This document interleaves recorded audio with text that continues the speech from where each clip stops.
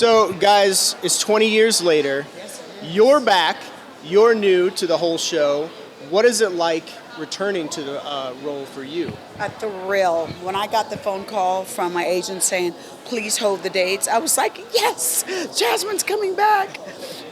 Because, it had been so touch and go for many years that it was going to happen. The fans have been requesting it for the last 15 years. You would hear it was going to happen, then it would go away. So when we finally got the green light that we were going to do the movie, I was thrilled. The sequel, I was thrilled.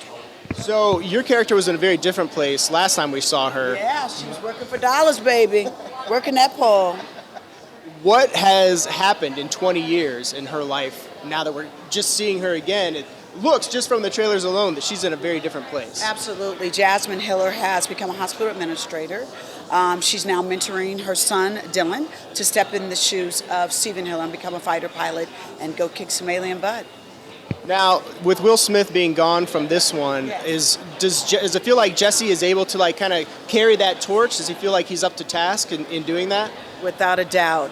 Jesse T. Escher has an amazing presence on camera. And there was a couple of times when, from afar, I would think he reminded me so much of Will. He was tall, he's got funny little ears, he's got a great smile, and an awesome, awesome presence.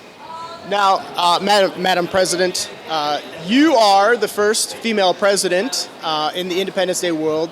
Was it a tough election getting you into office? Oh, absolutely not. Oh, she won by a landslide. Are you killing me? Landslide. That's right. First female president Yes. in America. Love it. It's about time. So, for you, what was the mass appeal to you when you heard? I mean, obviously you knew what Independence Day was, but what was it that you were like, yes, this sounds like something I really want to do? Was it just being president? A lot of it was just being the first female president. You betcha. Gotta love her honestly. We are so overdue for a female in there. I don't think we'd be in quite the positions we're in the world if there were more integrated Female. heart, Yes. female, and brain.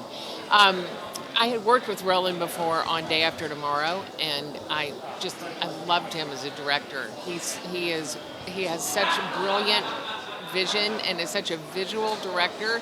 We were working on blue screen where you don't really see anything behind you. You don't know what's happening. You don't really know where you are, and only Roland knows. and you have this.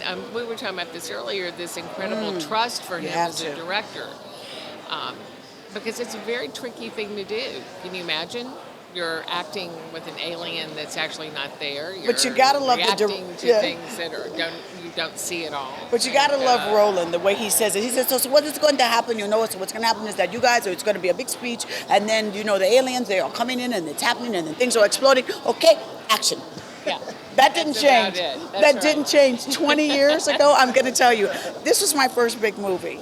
And he would give directions, and he would leave, and I'd go, What did he say? what did he say?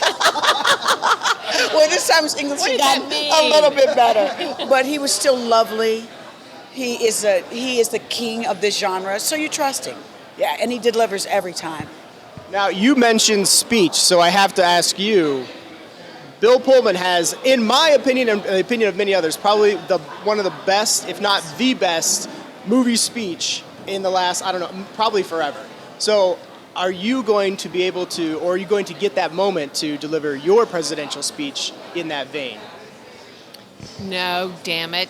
I so wanted one of those speeches, but how can you mess with that? Yeah. It's an iconic speech. I mean, today, like you were saying, a Budweiser commercial's Yes. using it. People at their weddings use it for football games, and you just can't compete with that. They didn't even try. I think you Today, should. I declare my Independence Day. Yes, we will survive. We will fight on. It was awesome. Now, do you have scenes with Bill Pullman as this kind of old, decrepit, kind of looks a little scary in this one? I don't. I do have a couple of scenes with him. What's it like doing scenes with the former president and the now president? No. He's such a in this movie because the aliens have Invaded his mind. invaded his brain.